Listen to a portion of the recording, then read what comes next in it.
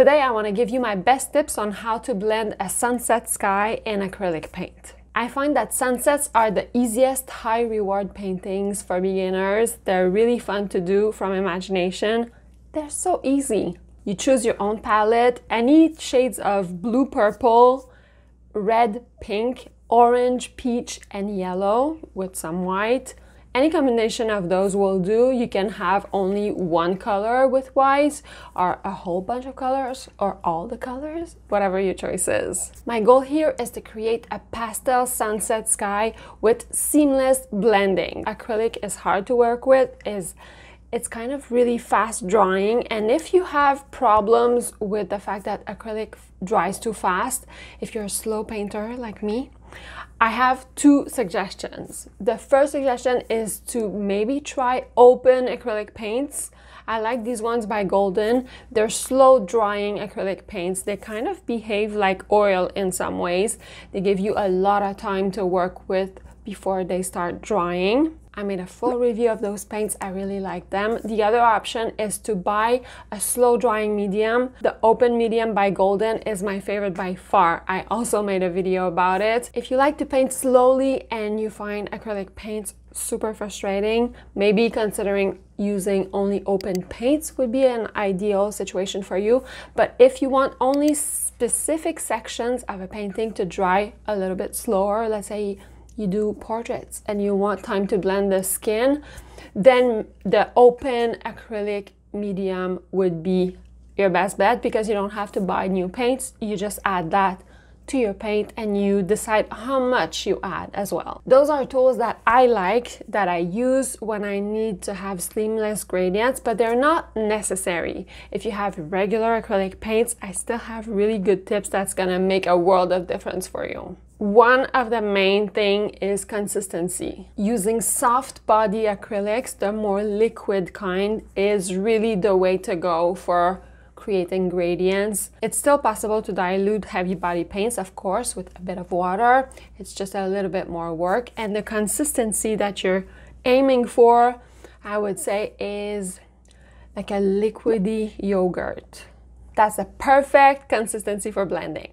I'll be painting from imagination, but in observing reference photos of sunsets, I noticed that all the colors, the pinks and orange, are mostly at the horizon line. So that's where I'll be putting all my colors. There's a little bit at the top, but a lot of it is really at that horizon line. I'm using masking tape as a guideline for the horizon to keep everything straight and to know where to stop, because if I don't use it, the horizon line tends to lower itself as I blend. This way I keep it exactly where I want to. Aside from paint consistency, the second tip that I have, and it's really life-changing once you know it, is to start with the lightest colors. So I apply a lot of white because I want a lot of white in my sky, and I'll be melding the white into the other colors, and I'm keeping everything super light and pastel at first at least. But if your lightest color, let's say, is a light pink or a light blue, start with that lightest color and you apply it everywhere that you need to. And the key here for an easier blending job is to blend light into dark and not the other way around. Not try to drag dark paint into light paint, because the dark pigment will really overpower all your light shades super fast. It's a mistake that I've made countless times. Now I know. Paint consistency, then blending light shades into the darker shades. It works. Another thing to keep in mind is to have the right size of brushes. I used to use the wrong size of brushes all the time. Very often I would use a smaller brush for larger sections, and it would create like a lot of texture in my sky or other sections of paintings I wanted to paint. But by using a larger brush, that's when you really get those big swoops of blended paints and smooth gradients. Depending on your canvas size or the area of the canvas you want to paint, adjust your paintbrush size. It took me a long time to buy really large brushes in my brush collection because they're a little bit more expensive. So I was trying to make do with smaller brushes, but then I realized I need them for blending. If you've never tried it, once you use a large brush, in 1 or 2 swoops, everything will be 80 to 90% blended exactly the way you want it to. But to make some adjustments, the key is to clean the brush. Every time I swoop, I dip the brush into water, wash it out, dab the excess water, and then swoop again, because it's so easy to have a little speck of dark pigment go somewhere you don't need it to, and then it overpowers that section. So swoop, rinse, remove the excess water, and then swoop again. It's magical. So the secret to acrylic paint gradients is yogurt consistency. Light colors into dark colors, not the other way around. Using a large brush so that you can do big swoops, and washing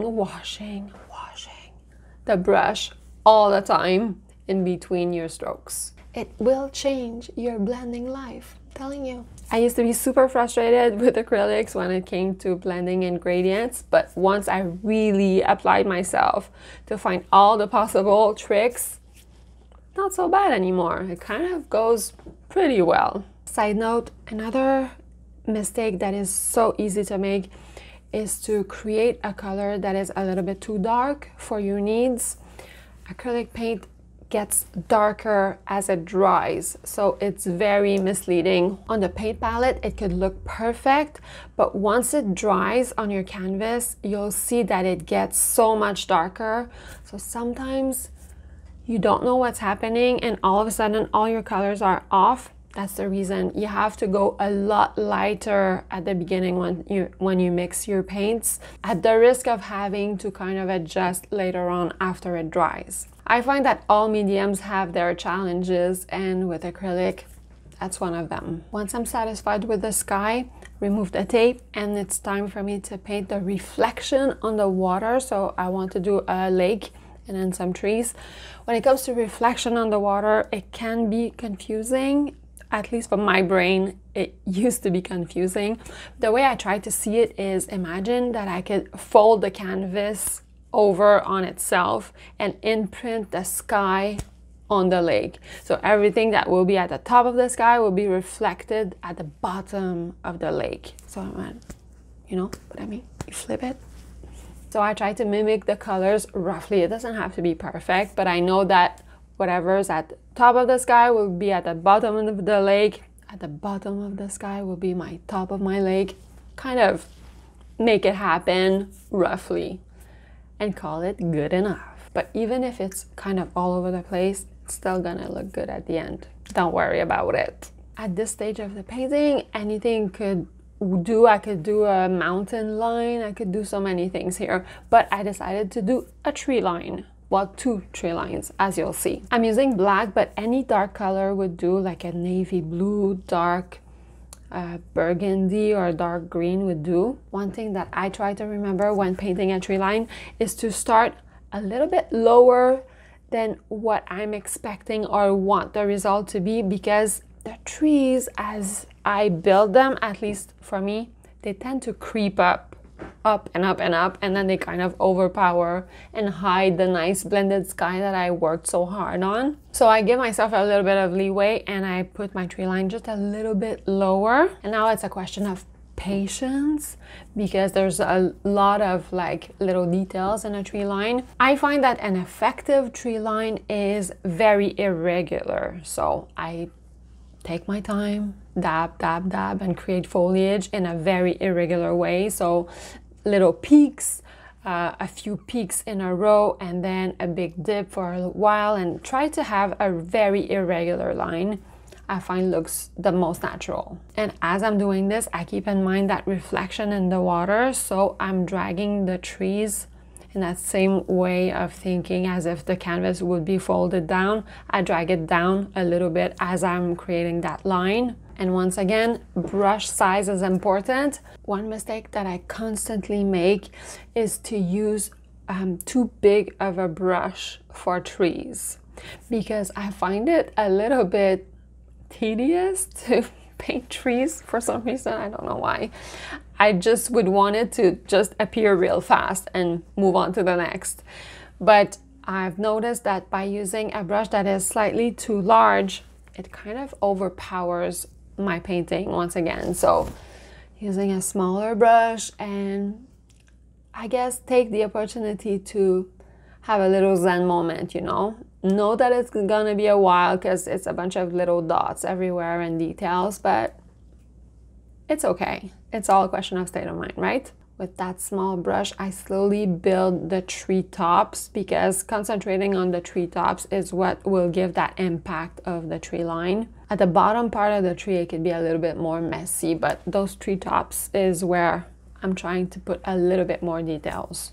And with a dark and grayish blue, I created some foliage at the foreground just to add a little bit more depth in the painting, I guess, and break up that dark black. And now that most of my composition is there, I can look back at my sunset sky and see where I would want to add pops of color to just have a little bit more of an impact. I used to build up the sky in a more vivid way at the beginning, and then I would work the rest of the painting, and then sometimes I would discover that the sky and the rest would clash because everything would be a little bit too overpowering. But by waiting at the end to see where things are going and where a pop of bright pink or whatever would give a big impact and make everything more balanced, I guess, is a better way to go for me, at least. I don't know about you, but I really like painting from imagination.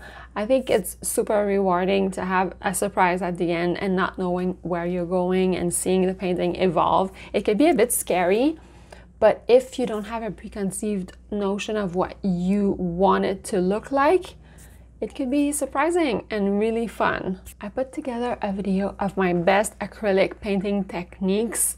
If you want to watch it, I feel like it's a good one. There's a lot of information in it, and it's a super short video, so I think you'll enjoy it. Oh, if you like the video, please hit the bell for notification, because I feel like so many people don't see my videos. You probably heard other people say that, but it's true. You won't see my videos again if you don't hit notification. Chances are YouTube can be finicky. Anyways, thank you in advance. I really appreciate you. I'll see you in just a few days for another one. Thanks for watching.